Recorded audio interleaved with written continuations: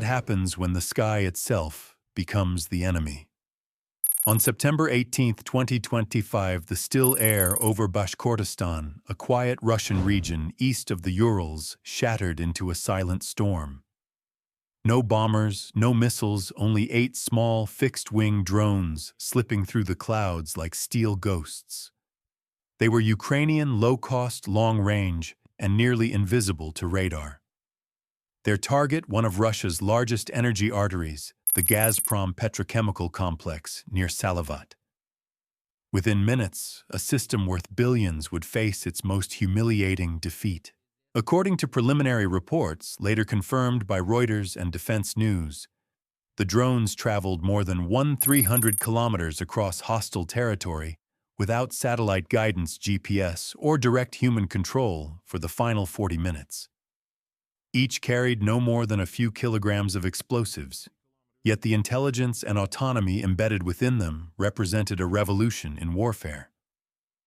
The machines were guided by onboard AI models trained on thousands of satellite images, learning to recognize heat signatures, pressure zones, and the weak points of refinery structures. The attack began at 2:00 p.m. local time, precisely when refinery operations were at their daily peak. The AI cameras detected heat spikes over 360 degrees Celsius in the raw ovens and 180 degrees Celsius in the pumping collectors. Instantly, the algorithms identified the collector as the most volatile component capable of triggering a catastrophic chain reaction. 8 mechanical minds reached the same deadly conclusion simultaneously. In the command center, hundreds of kilometers away, Ukrainian operators could only watch. As the signal bars faded, the drones entered full autonomous mode, silent, unspeaking, and unstoppable. Western defense analysts later described it as a perfect storm of algorithmic precision. A senior NATO intelligence officer speaking to the BBC under anonymity called it the most effective, low-cost strategic strike of the decade. What made this event extraordinary wasn't only the technical success, it was the symbolism. For decades, Russia had boasted of impregnable air defenses. Systems like the S-400 Triumph, each valued at $500 million, were said to detect and destroy targets hundreds of kilometers away. Yet on that quiet September afternoon, 8 drones worth less than the cost of a single missile penetrated one of the world's densest anti-aircraft networks. The economic stakes were immense. The refinery processed hundreds of thousands of barrels of crude daily producing aviation fuel critical for Russia's air fleet. The temporary shutdown, according to the Moscow Times, wiped an estimated $800 million off Gazprom's production output in just 24 hours. European energy markets saw immediate fluctuations, and NATO economists began calculating the ripple effects on global fuel prices. The United States, under President Donald Trump's administration, responded cautiously. Officially, Washington denied any direct involvement, but behind closed doors, Pentagon officials praised the attack as a strategic demonstration of asymmetric power. It fit a growing Western narrative: small, smart, and cheap could now outperform the heavy, expensive arsenals of the past. The strike also reignited debates across defense circles about whether this marked the beginning of algorithmic warfare, a future where machines choose their targets faster than humans can intervene. Analysts at the Royal United Services Institute (RUSI) noted that the Gazprom attack represented not only a Ukrainian success, but also a failure of Russian adaptation, as Moscow's defenses remained anchored in Cold War logic. The question now wasn't how Ukraine had done it, but what would come next. Could such small machines turn the tide of a war defined by artillery and attrition? As the 8 drones descended toward the horizon, radar screens flickered with confusion, and Russian operators prepared for the unthinkable. What no one knew yet was that this silent invasion was just the opening act. By the time the last control signal faded into static, the drones were already thinking for themselves. Each of the 8 Ukrainian-built craft, assembled with off-the-shelf components from Chinese suppliers and local workshops, had entered what operators call dark mode. It meant absolute autonomy. No GPS, no external data link, just sensors, algorithms, and a mission etched into silicon. Their minds were simple, but ruthless. According to a field report analyzed by Defense Express and later corroborated by The Guardian, the AI onboard used a convolutional neural network capable of identifying critical refinery sections by heat distribution and geometry. What had once been an experimental idea in Western defense labs was now flying deep over Russian airspace, choosing targets faster than a human could blink.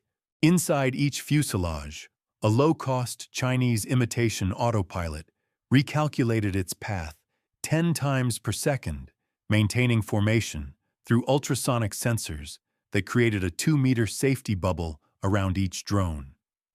If turbulence from explosions pushed them off course, they instantly corrected, no panic, no hesitation.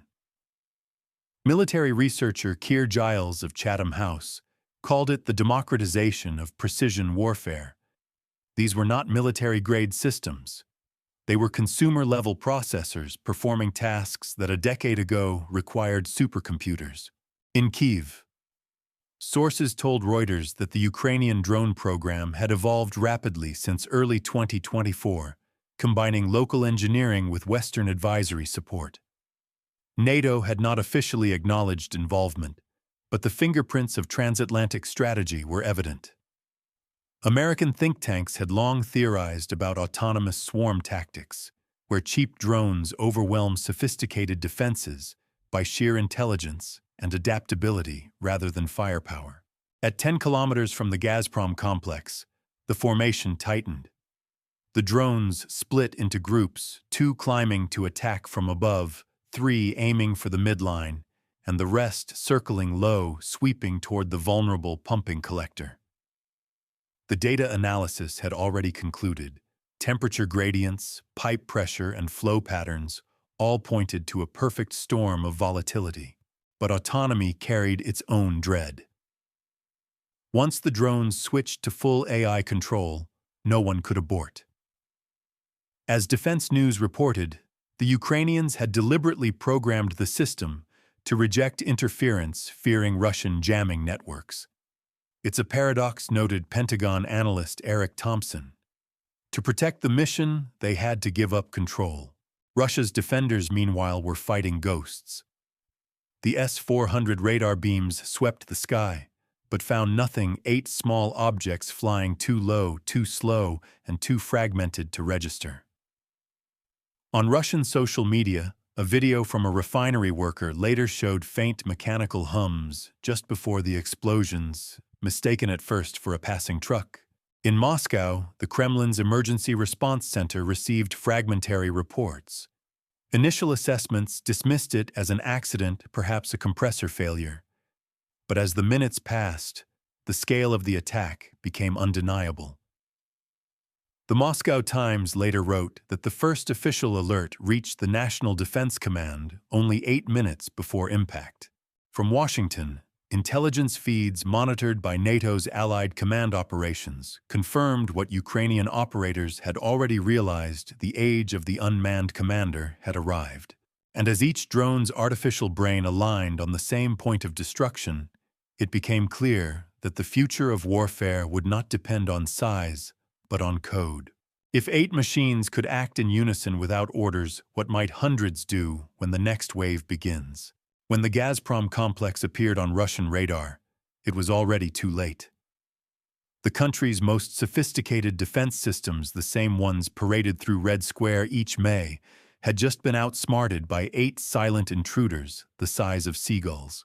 At 2:03 p.m., the first Panzer S-1 operator at the Salavat defense perimeter saw something on his thermal screen, faint dots moving at 126 kilometers per hour, barely 50 meters above ground. Too slow for a missile, too fast for a bird, he later told Izvestia in a leaked transcript. The data didn't match anything in his library of threats. His system hesitated, classified them as low-priority objects, This hesitation proved catastrophic. By the time Russia's famed S-400 Triumph radar finally registered the drones, they were only 28 kilometers out, well below the radar's optimal detection arc. Defense News confirmed that the system's radar beam designed to hunt supersonic missiles at 400 kilometers was nearly blind to slow low-altitude targets hugging the terrain. According to BBC military analysis, the failure wasn't just technical, it was conceptual.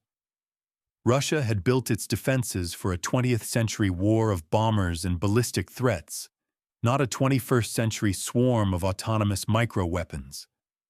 The billions poured into air defense couldn't stop a $5,000 drone with a 3D printed shell and a commercial flight controller.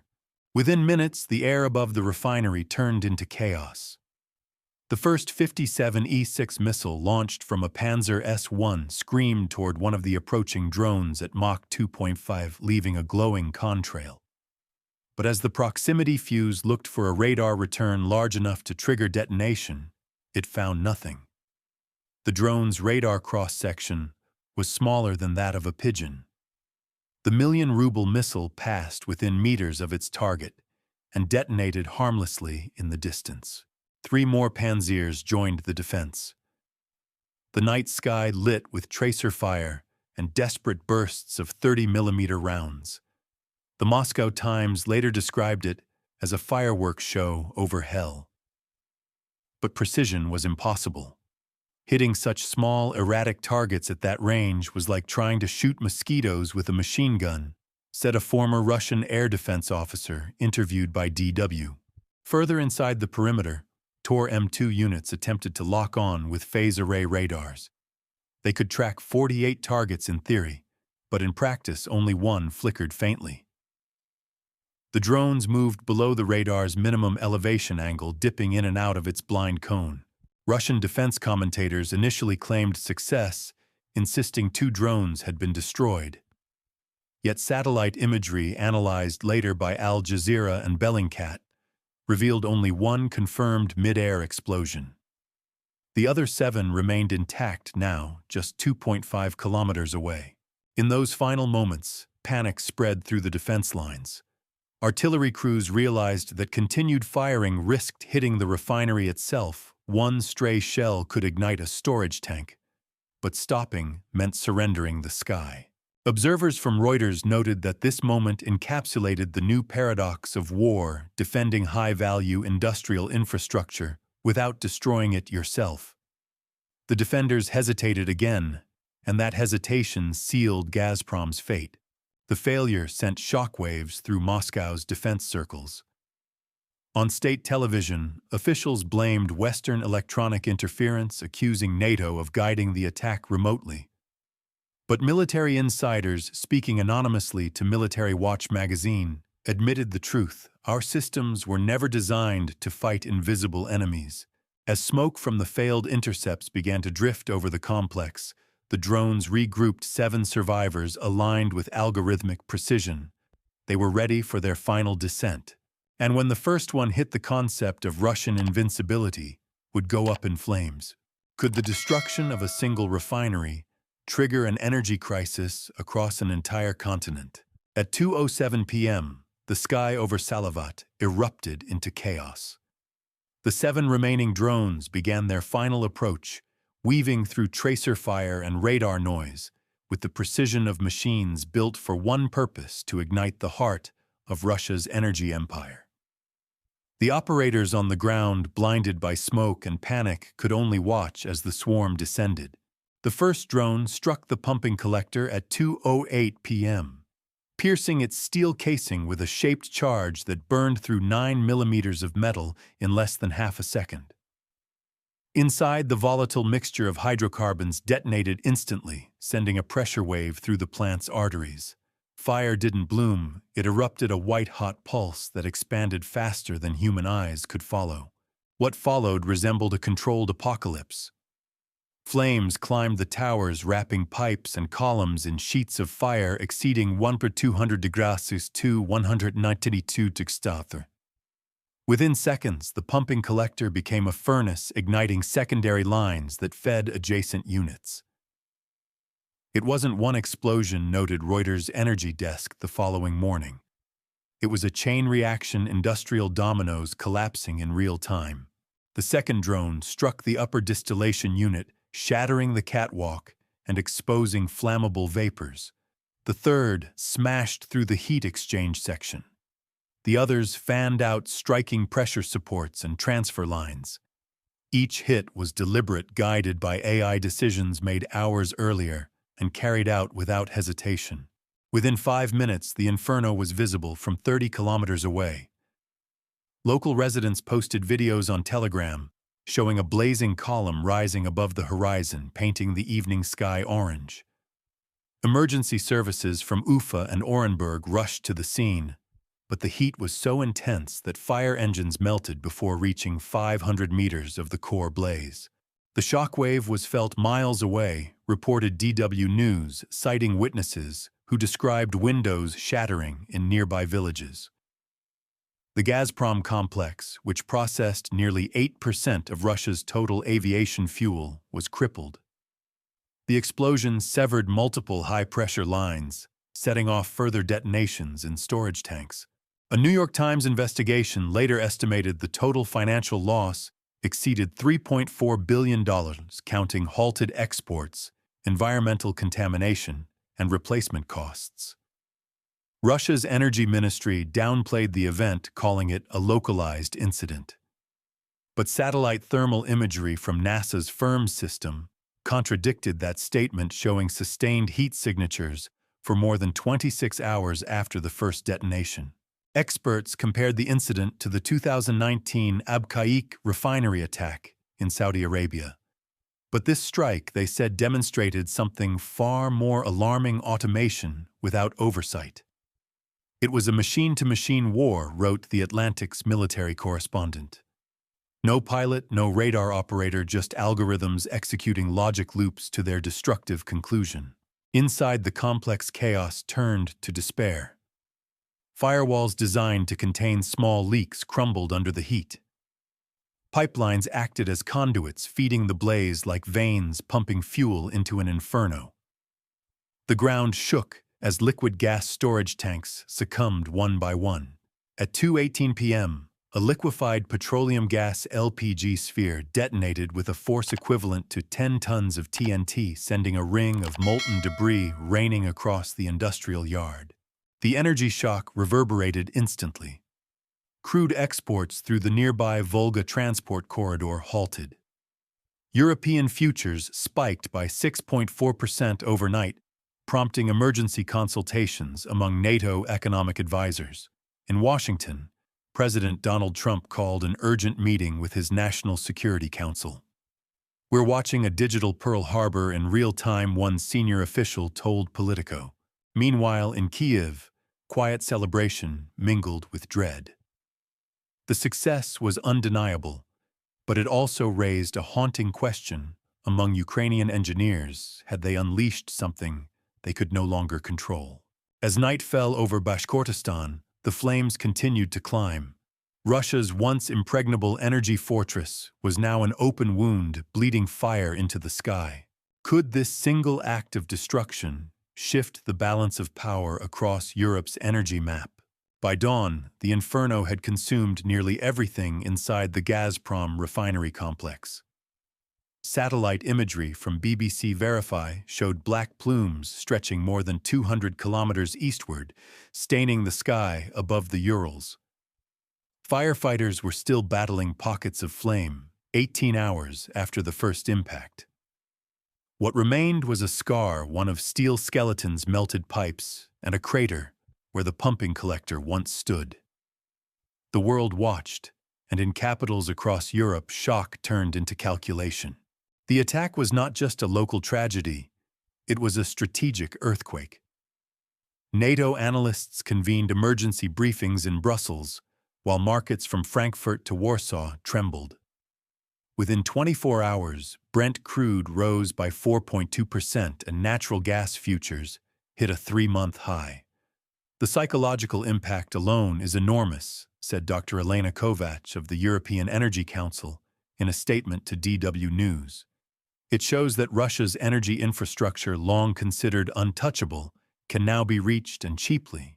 For Ukraine, it was a message written in fire that technology could equalize a war of unequals. The drones had cost less than $50,000 in total, yet they had inflicted billions in losses. Defense News described it as a masterclass in asymmetric warfare. NATO observers quietly praised the tactical evolution, noting that Kyiv's use of swarm AI marked a turning point, comparable to the introduction of tanks or stealth aircraft in past conflicts. Behind the scenes, however, the West walked a delicate line. In Washington, President Donald Trump addressed reporters with careful precision. The United States had no role in these events. He said, "But we stand by the Ukrainian people's right to defend themselves." Still, multiple Reuters correspondents confirmed that American and British defense advisors had previously held workshops in Kyiv on integrating commercial AI systems for defense applications. It was the worst-kept secret of the war. Western expertise was quietly fueling Ukraine's innovation race. In Moscow, anger replaced disbelief. Russian state television framed the incident as an act of Western terrorism, accusing NATO of coordinating the strike. The Kremlin immediately ordered tighter air defense deployments across refineries in Tatarstan and Samara, pulling systems away from the front lines in Ukraine. Military analysts interpreted this as a sign of strategic overextension, the kind of logistical strain that bleeds power from any war machine. Yet beneath the politics lay a deeper revelation. The attack proved that industrial warfare had entered a new phase where civilian technologies, AI chips, open-source flight software, even camera modules from AliExpress could defeat national militaries. As The Economist noted in its post-strike analysis, this was not a clash of armies. It was a clash of economies. The battlefield is now the supply chain. European intelligence agencies quickly revised their risk assessments. If Ukraine could reach deep into Russian territory with homemade drones, what stopped others from doing the same elsewhere? Energy grids, ports, nuclear facilities, all suddenly seemed vulnerable. It's a paradigm shift, warned NATO's Supreme Allied Commander Europe in an interview with The Times. We are witnessing the democratization of strategic warfare. For Russia, the consequences were immediate and tangible. Fuel exports slowed to a crawl. Domestic shortages forced rationing in several regions, while aviation hubs in Kazan and Yekaterinburg reported disruptions. Repair costs climbed toward $5 billion, and insurance firms across Asia began refusing new contracts for Russian energy infrastructure. Still beneath the smoke, an even more ominous question emerged among Western observers. If Ukraine could strike this deep, what would stop Moscow from retaliating in kind with cyber attacks, sabotage, or worse? The line between defense and provocation was blurring fast, and as NATO's eyes turned toward Moscow's next move, intelligence satellites caught new heat signatures, this time near another refinery hundreds of kilometers to the south. Was this the beginning of an undeclared algorithm-driven shadow war across the Eurasian heartland? By the time investigators arrived at the ruins of the Gazprom complex, the world had already shifted. The attack was no longer viewed as an isolated strike, but as the dawn of a new doctrine, one that rewrote the meaning of power, deterrence, and control. The phrase whispered through military think tanks from Brussels to Washington was chilling in its simplicity: the $5,000 war. Reports from Reuters and the Wall Street Journal detailed how Ukraine's swarm initiative had expanded after the Salavat strike.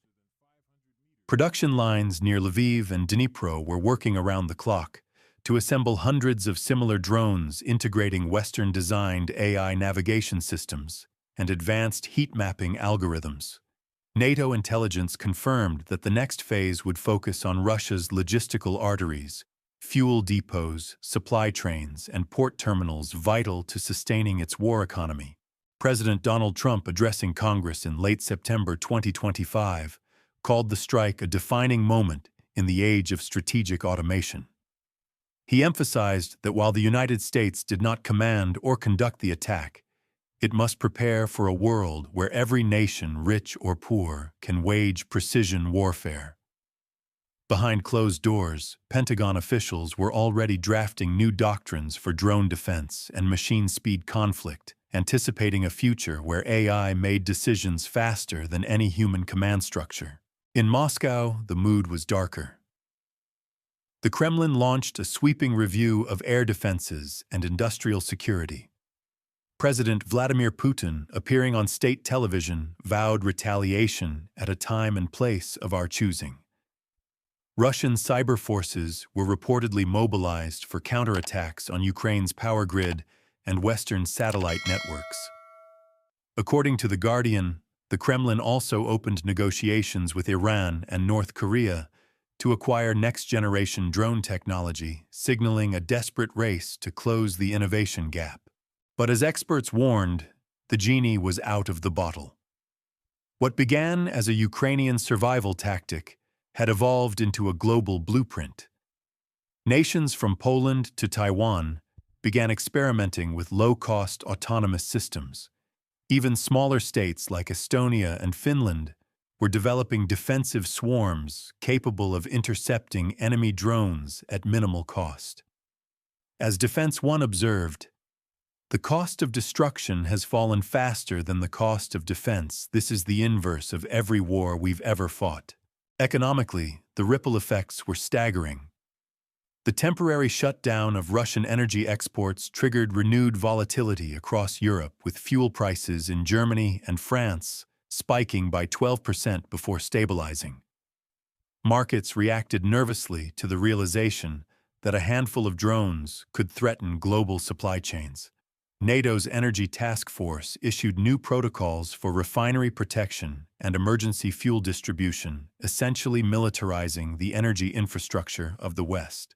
Meanwhile, moral debates erupted across global media. Could autonomous weapons decide to strike without human input? What if AI misidentified a civilian site as a military target? The New York Times published a front-page feature titled, "When Machines Choose Death," quoting ethicists who warned that this was the first war where algorithms had agency. And yet, from a purely strategic lens, the Ukrainian drones had achieved what years of sanctions and diplomacy could not. They had shaken the Russian war economy to its core. Military scholar Michael Clark wrote in The Telegraph, "This is deterrence by precision, not power." Russia now knows that every refinery depot or port could become the next Salavat. Still in the corridors of NATO command, the celebration was muted. Every revolution in warfare carries its own curse. As one anonymous official told Politico, the problem with democratizing destruction is that anyone can now join the club. The era of big wars may be ending, but in its place rises 1,000 little wars fought by machines, guided by code, and funded by pocket change. When the next swarm takes flight, will anyone truly be in control, or will war itself have become autonomous? The September 2025 drone strike on the Gazprom refinery marked a seismic moment in modern warfare. 8 low-cost Ukrainian drones traveled over 1,300 kilometers, bypassing Russia's billion-dollar defenses to cripple one of its largest petrochemical hubs. What began as a tactical strike evolved into a global wake-up call. Precision no longer requires wealth or scale, only intelligence. NATO analysts called it the most disruptive military event since the first cyber attacks, while markets reeled as Europe's fuel prices surged. President Trump's administration used the incident to push for renewed investment in AI defense systems, warning of a new arms race fought not with armies, but algorithms. Russia vowed retaliation, yet the psychological damage proof that its industrial shield could be breached was already done. This event redefined the balance between cost and consequence, marking the rise of the autonomous battlefield. As nations rush to copy or counter Ukraine's strategy, The question grows urgent: who truly commands the machines once they begin to think for themselves? Will the future of warfare be one of human control or surrender to the logic of